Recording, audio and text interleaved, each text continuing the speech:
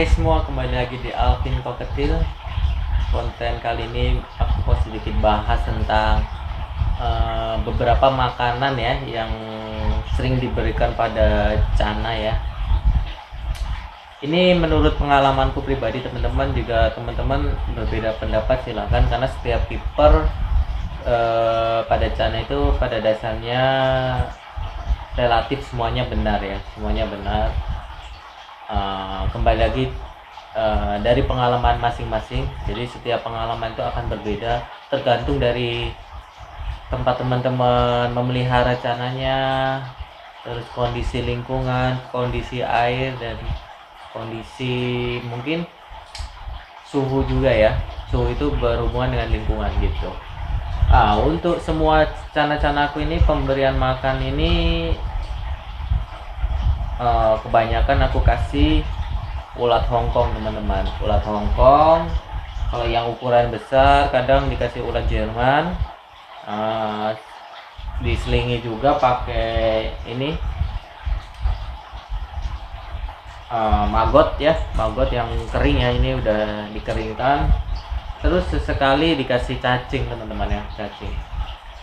Oh ya, sesekali juga, kadang kali lah ini, karena nggak bisa, kadang 2 minggu bahkan 3 minggu atau sebulan baru sesekali ku kasih jangkrik, teman-teman, dengan ukuran yang kecil ya, disesuaikan pokoknya dengan postur mereka ya. Terus ini banyak yang terjadi menurut pemahamanku ya, teman-teman boleh nggak setuju ya. Ada yang bilang ulat Hongkong itu sifatnya panas, ada juga yang bilang jangkrik itu sifatnya panas, jadi bisa mengakibatkan si ikan katarak, pop eye itu matanya kayak keluar gitu, teman-teman ya. Kalau katarak itu kayak, sebenarnya katarak itu tumbuh lemak ya di selaput mata. Itu salah satunya katanya dikarenakan ulat Hongkong. Kalau menurutku ya, teman-teman ya, katarak ya, kita berbicara tentang katarak ya. Katarak itu terjadi pada makhluk hidup ya, khususnya yang mempunyai mata dan berselaput ya biasanya ya. Seperti burung, unggas lah, dan ikan ya, sering yang terjadi ya. Kayak di arwana pun sering juga itu. Kalau nggak katarak, mata turun ya, karena ada jaringan lemak ya. Itu bisa terjadi karena lingkungan, teman-teman ya. Salah satunya apa? Cahaya ya, cahaya yang terlalu silau ya, khususnya seperti cahaya matahari. Jika terlalu silau itu bisa mengakibatkan katarak ya. Untuk lebih jelasnya, teman-teman searching aja di Google ya, googling aja, di situ banyak kok ahli-ahlinya, dokternya langsung yang bahas ya. Bukan menurut saya ya, biar jelas saja teman-teman. Di situ bisa mengakibatkan katarak dari cahaya matahari atau sinar yang intensitas cahayanya terlalu silau ya. Itu. Terus kedua, protein berlebihan yang dikonsumsi pada makhluk hidup ya, khususnya ya unggas, bahkan manusia juga, terus ikan, itu bisa mengakibatkan katarak, teman-teman. Kenapa banyak yang jadi salah kaprah ya ibaratnya ya, si ulat Hongkong itu jadi katarak? Sebenarnya gini, teman-teman, itu karena mungkin teman-teman memberikan ulat Hongkong itu berlebihan, overfeeding kalau kita bilang ya. Segala sesuatu yang sifatnya berlebihan itu akan menimbulkan hal-hal yang negatif, teman-teman. Kalau pada ikan kita berikan ulat Hongkong yang terlalu berlebih, akhirnya protein yang dia konsumsi terlalu berlebih mengakibatkan katarak, teman-teman. Untuk ikanku sendiri, teman-teman, untuk yang baby-babyan, aku berikan ulat Hongkong itu satu, teman-teman. Satu pun itu yang paling kecil. Kan ulat Hongkong itu ada size-nya macam-macam ya. Ada yang udah dewasa itu ya kita anggap large ya. Terus ada yang medium, ada yang small. Kita anggap seperti itu ya.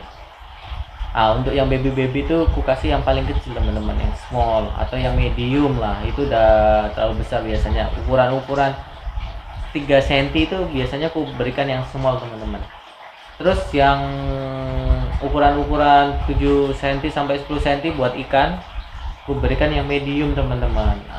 Gitu. Itu pun 1 ekor setiap hari, 1 hari sekali 1 ekor di pagi hari.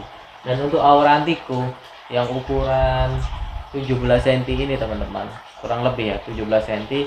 Ini kuberikan ulat Hongkong ini 1-2 ekor saja, dan maksimal itu 3. Itu 3 pun jarang ku kasih 3 teman-teman, rata-rata 1-2 saja setiap hari, 1 hari sekali. Terus malamnya aku berikan pelet premium blue dari Akari. Ini nggak di endorse ya, tapi aku berikan ini di Akari ini. Kenapa setiap malam aku berikan pelet premium blue? Karena di sini ada namanya blue pigment teman-teman. Terus ada spirulina untuk meningkatkan kualitas warna dasar ikannya ya. Kalau pigmennya itu kayak ngebooster gitulah. Jadi yang dasarnya biru, kalau di sini ada pigmen blue, kandungannya si makanannya, jadi si birunya akan lebih up lagi. Untuk spirulina ini biasanya basic. Jadi si ikan ini kalau basicnya biru ya nanti akan maksimal birunya. Si blue pigment ngebooster lagi gitu. Terus ada garlic dan vitamin C. Biasanya vitamin C ini terkenal dengan untuk mencerahkan kulit biasanya sih gitu. Karena ikan ini walaupun bersisik teman-teman, yang bermain itu sebenarnya kulitnya bukan sisiknya. Jadi di dalam sisik itu semuanya warnanya putih. Sisik itu apapun ikannya itu sisik itu rata-rata warnanya putih yang saya ketahui ya. Mungkin kalau ada teman-teman yang ada ikan yang sisiknya hitam dan sebagainya, bolehlah komen aja, kita saling sharing dan berbagi ya. Setahuku sisik ikan itu warnanya putih, terus yang mengakibatkan dia warna hitam kalau di maru ada bunga dan sebagainya itu dari kulit ya teman-teman ya, dari kulitnya yang akhirnya terlihat seperti sisik, karena sisik itu bening warnanya. Kenapa aku berikan ini setiap malam? Untuk menambah ini blue pigment sama spirulina sama vitamin C nya teman-teman gitu. Kayak apa ya namanya, menambah suplemennya lah ibaratnya. Ini nggak bisa jadikan makanan pokok teman-teman, karena pada dasarnya pelet-pelet ini kebanyakan bahan dasarnya tepung ya. Daripada bahan alami, kebanyakan yang dijual di pasaran itu tepung. Sedangkan ikan kita ini predator teman-teman. Cana ini terkenal dengan ikan predatornya, memakan mangsa yang hidup ya. Jadi kalau kita berikan pelet terus, alhasil proteinnya sedikit kurang tercukupi, protein dan kalsium dan sebagainya. Karena di sini aku lihat kandungan kalsiumnya nggak ada ya, sedangkan pada ikan ini butuh kalsium ya gitu. Terus jangkrik mengandung kalsium enggak bang? Ulat Hongkong mengandung kalsium enggak bang? Kalau aku pelajari ya, aku pelajari bahwa ulat Hongkong ini kurang ya teman-teman ya. Aku mencari ya di sini, mencari googling juga, nggak sembarangan googling ya, karena setiap Google itu banyak yang bisa membuat blognya. Jadi kita harus dengan apa ya, narasumber yang jelas ya. Ini ada ulat Hongkong. Ulat Hongkong ini yang ulat Hongkong bentar ya.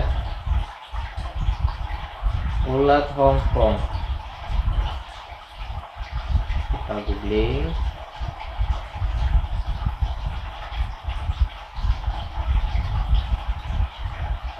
Ulat Hongkong ini kandungannya hampir sama dengan ulat Jerman ya teman-teman ya. Kandungan,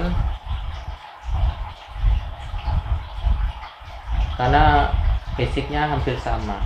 Untuk ulat Hongkong nih ya, kandungan nutrisi diantaranya protein kasar ya, protein kasar 48%, lemak kasar 40%, kadar abu itu sampah ya ibaratnya ya, sampahnya itu 3%, kadar air 57%, serta kandungan ekstra non nitrogen 8%. Sebenarnya masih banyak kandungannya, mungkin setiap kali apa ya, pembahasan di Google nih banyak yang kurang spesifik, jadi nggak komplit lah ibaratnya gitu. Untuk kalsium ada nggak sih bang? Ada, sebenarnya ada. Setiap makhluk hidup itu pasti pada dasarnya mengandung kalsium teman-teman ya, kalsium, tapi kadarnya sangat sedikit. Untuk ulat Hongkong ini menurutku ya, ini menurut pribadiku, setelah aku pengalamanku ya, kalsium yang terkandung dalam ulat Hongkong dan ulat Jerman ini kecil. Kenapa aku bisa berbicara seperti ini? Aku basicnya pelihara reptil teman-teman. Sebelum main ikan ini pelihara reptil. Jadi aku ada pelihara leopard gecko. Leopard gecko itu full insect ya. Jadi insect itu memakan serangga. Jadi dulu tuh kuberikan jangkrik nih. Jangkrik itu juga mengandung kalsium teman-teman, tapi sedikit. Contoh nih, jangkrik, terus ulat Hongkong bisa juga untuk baby-babyan, ulat Jerman juga.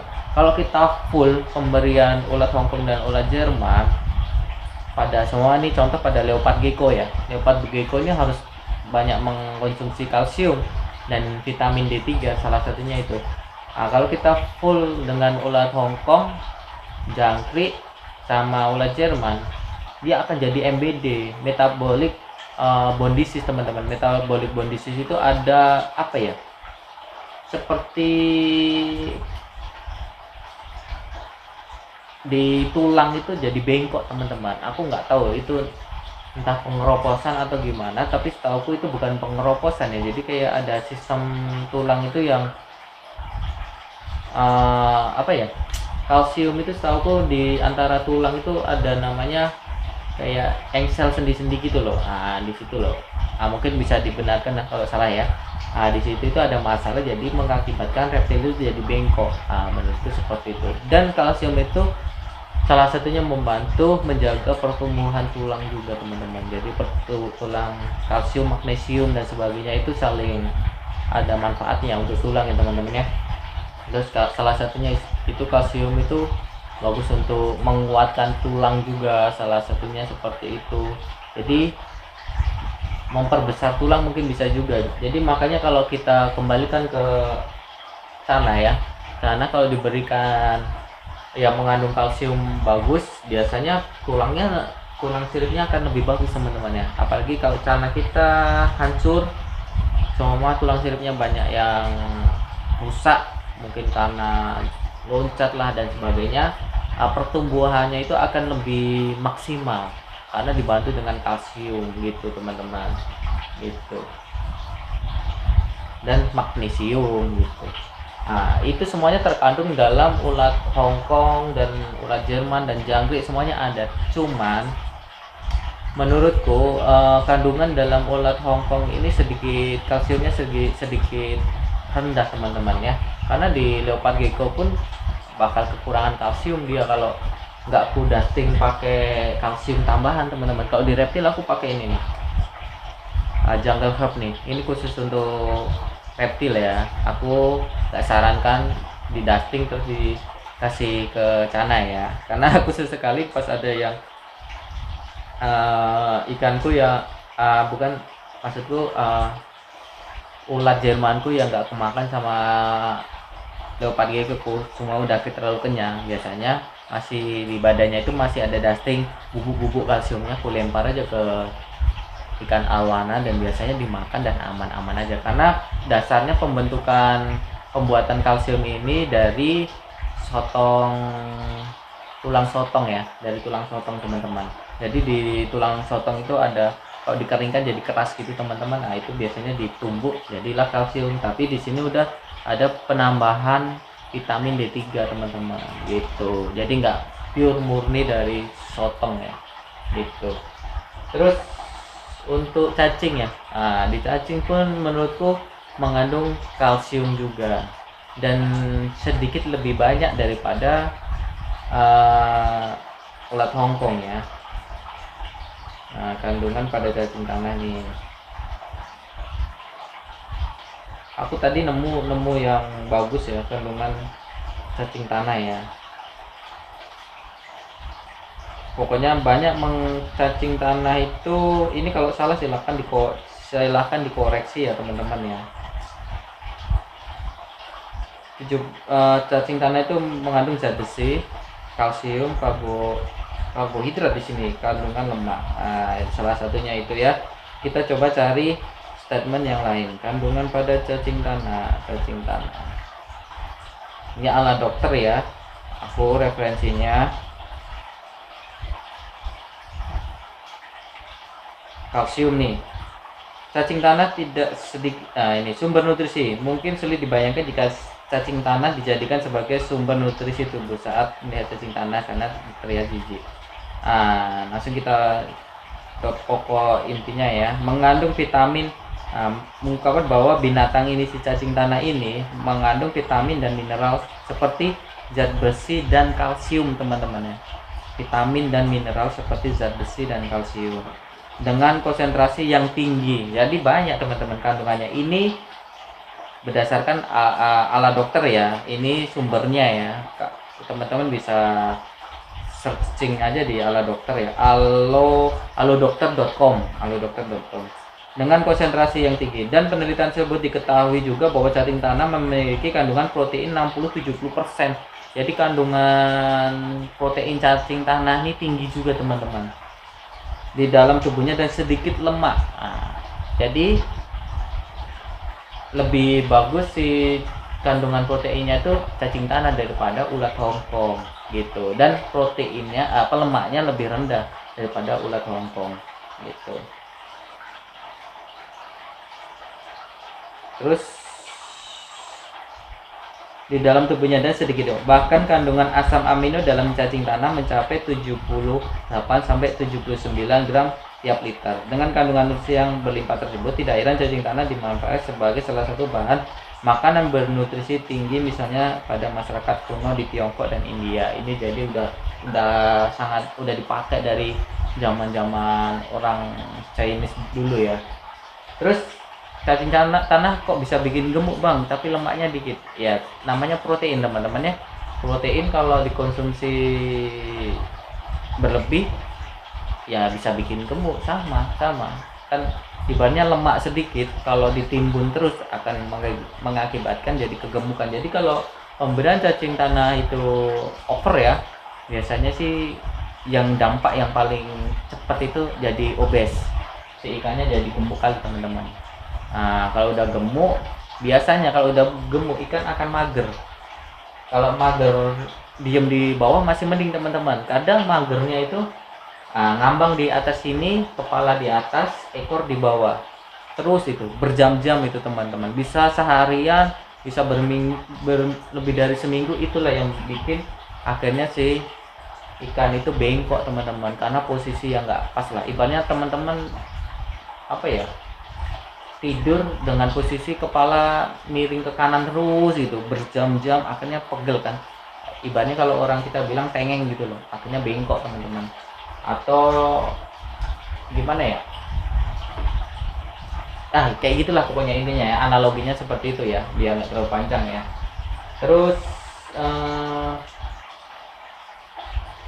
salah satunya itu kedua, cana bengkok ya. Cana bengkok diflaringin, digedor teman-teman, otomatis dia akan balik nabrak kaca gitu. Saat nabrak kaca itu bisa mengakibatkan cana kita jadi bengkok, salah satunya itu. Kalau enggak ya cana mager di atas karena belum ngunci atau bahkan sering walaupun sudah ngunci, kalau sering digeber teman-teman, kacanya digedor, akhirnya mentalnya down dan akhirnya dia nguncup ngambang di atas. Itu bisa jadi kedua ya, salah satunya bisa karena nggak cocok dengan air, mager, nguncup di atas gitu. Kalau nguncup di bawah itu rata-rata masih aman teman-teman, karena posisi sana bakal lurus ya. Tapi kalau udah di atas, kebanyakan daripada lurus, mager, lurus gini berenang ya, ngambang ya, banyakan yang gini teman-teman, miring gini. Itulah yang bikin bengkok. Makanya banyak kiper cana yang seniorku yang di sini menyarankan, bang nggak usah main mangap-mangap bang, kecuali dia mangap sendiri pas kita pairingin gini, dia mangap sendiri itu nggak masalah, tapi jangan sering digedor karena bisa bikin mental down. Terus karena lebih sering hadap ke belakang, soalnya nggak berani ke depan, hadap ke belakang karena takut ya, mentalnya itu down. Terus jadi itu muncup lagi gitu teman-teman. Salah satunya itu. Terus itu cacing. Terus ada yang bilang ulat Hongkong bikin gondrong juga. Memang betul teman-teman, selama ini aku pakai ulat Hongkong di Aurantico ini jadi lebih gondrong ya daripada sebelumnya aku keep ya dulu ya. Tuh lebih tinggi ya. Terus Kenapa bodinya nggak terlalu gemuk? Yaitu teman-teman, apa namanya ya, pola makan ya, dietnya ya, jangan terlalu overfeeding. Semuanya kalau overfeeding itu berakibatkan jelek teman-teman. Ini mungkin videonya akan sangat panjang ya teman-teman ya, karena banyak polemik di sini ya. Ini menurutku ya, pengalamanku ya. Nah, cacing pun bisa bikin gondrong nggak bang? Bisa menurutku, semuanya bisa, karena untuk pertumbuhan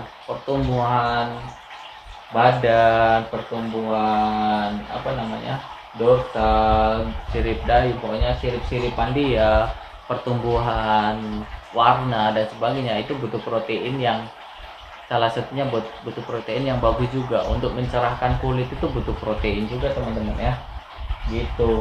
Jadi kalau kekurangan protein ya bakal pertumbuhannya terhambat, apalagi sana yang masih kecil, masih muda lah ibaratnya, bukan kecil ya, masih muda, sering dipuasakan, pertumbuhannya akan terhambat teman-teman. Nanti kalau sudah tua baru kita push, yang enggak, metabolismenya udah nggak bagus lagi, menurutku bakal lebih susah lagi untuk menggondrongin dan apa. Makanya sebisa mungkin kalau Cana masih muda, kita sikat-sikat dulu aja, tapi dengan batasan yang masih wajar. Jangan main gini, ada istilah push cacing, push ulat Hongkong. Bukan, push itu bukan berarti porsinya over teman-teman. Jadi push itu ibaratnya ditekan, itu gini, di push itu kan ditekan, di push itu jadi yang biasanya selang-seling setiap harinya atau dipuasa-puasakan ya jangan dipuasakan, makan setiap hari teman-teman. Mungkin sehari sekali dikasih ulat Hongkong terus selama seminggu atau selama 3 hari atau 4 hari, atau dikasih cacing kalau lagi rusak sama siripnya, biasanya push cacing seminggu 2 minggu dikasih cacing, tapi dengan porsi yang tepat teman-teman ya, jangan terlalu berlebih. Kalau berlebih alhasil apa, siripnya apa ya, lebih apa ya, sirip itu belum benar tapi badannya udah gemuk dulu teman-teman. Karena untuk pertumbuhan sirip itu butuh proses juga, bukan yang mudah, karena ini kan siripnya ada tulang-tulangnya teman-teman.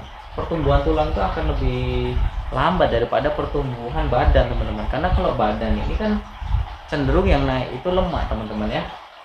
Makanya kenapa pertumbuhan tulang itu butuh waktu, biasanya seminggu 2 minggu. Ini aja orangtiku, si dayung kanan ini sampai sekarang belum, ukurannya belum sama teman-teman, karena waktu itu ya diselingi cacing ulat Hongkong gitu. Yang bagusnya sih diseling-selingi teman-teman ya, cacing ulat Hongkong ini aja belum sama, masih dalam masa pertumbuhan. Kenapa nggak apa ya, nggak berlebihan makannya, aku takutnya dia kegemukan teman-teman ya. Kalau kegemukan ya nanti pengaruhnya dari cara dia berenang, mager biasanya, karena berat ya badannya ya, si siripnya kecil, nggak proporsional dayungnya, apa sirip ekornya dan sebagainya untuk dia berenang, tapi badannya udah terlalu obes gitu.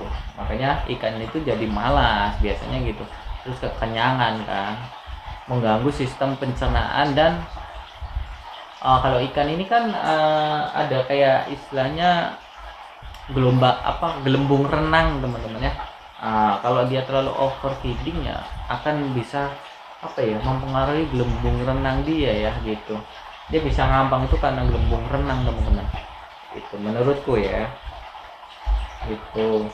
Terus ulat Hongkong juga gitu, kalau berlebihan, kebanyakan yang ada kasus pop eye, katarak, coba ke teman-teman telusuri aja, pasti pemberiannya overfeeding semua. Jadi nggak aturan, bukan masalah dikasih ulat Hongkong terus katarak, enggak teman-teman ya.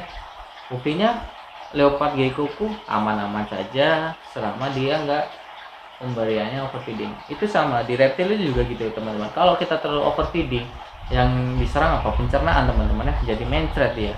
Sama ikan pun juga bakal seperti itu, kalau disikat, kalau overfeeding ya pencernaannya akan terganggu, sistem penyerapan nutrisinya juga akan lebih terganggu. Terus kalau iguana ya, ada di iguana juga, ini kita sedikit bahas ya, karena saling berhubungan sebenarnya ya.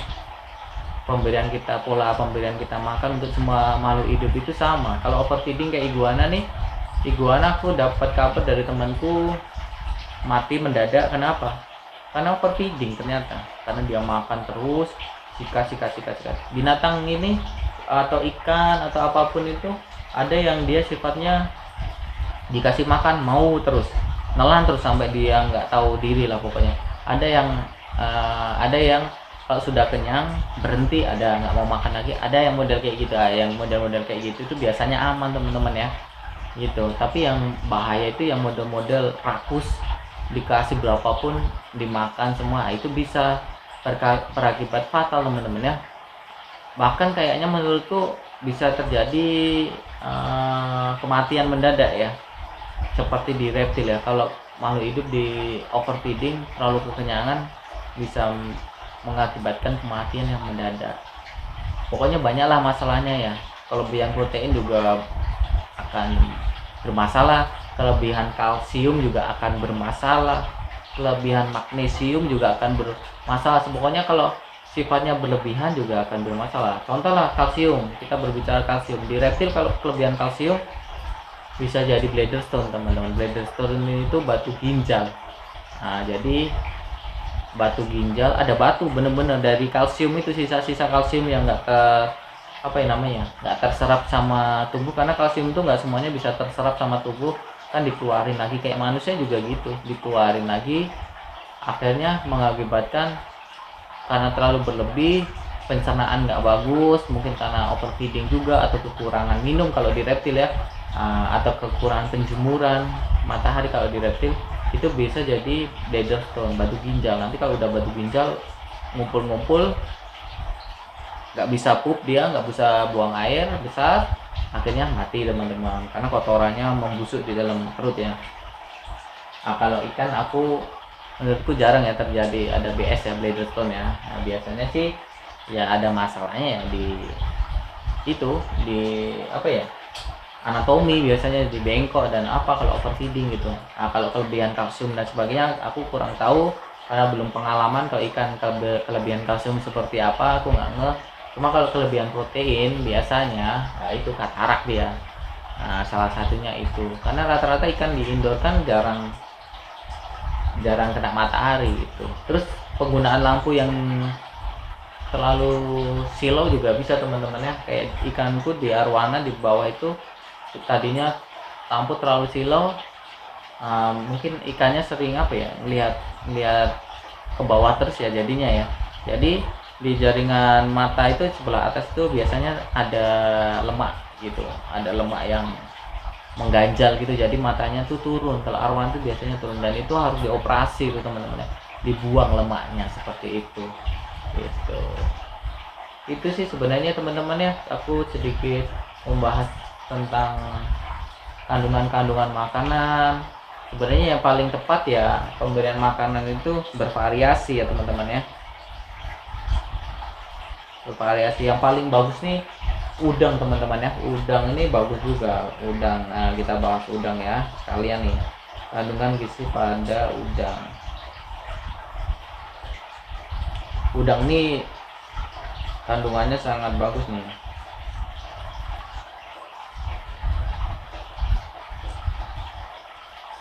Nah, di udang itu juga mengandung protein teman-teman ya, protein, terus antioksidan, mengurangi peradangan. Nah, ini antioksidan ini mengurangi peradangan di udang ada juga.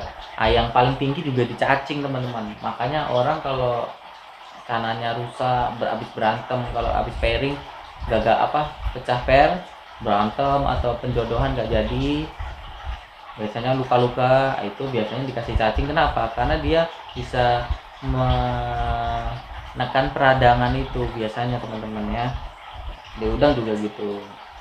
Yodium mengandung produksi hormon. Peran yodium sangat penting di cacing. Asam lemak omega untuk menekan risiko ini, kalau ini di manusia sakit jantung. Kalsium untuk tulang. Nah, di udang pun mengandung kalsium teman-teman, sama mengandung kalsium dan gigi, kinerja tubuh dan lain-lain. Jadi kandungan udang itu bagus. Terus ada biasanya pigmen warna merah ya, kadang pigmen warna ya, bukan merah saja tapi kadang terkenalnya kalau di udang itu karena kalau digoreng warnanya jadi merah ya, tapi sebenarnya ada untuk mencerahkan pigmen kulit. Basicnya kalau dia warna biru ya dikasih udang terus pigmen birunya akan meningkat sebenarnya gitu, sifatnya kayak spirulina gitu teman-teman. Terus tapi juga di udang ini terkenal dengan kandungan pigmen warna merahnya juga sangat tinggi, jadi bisa jadi warna merah jadi bagus yang basicnya merah gitu.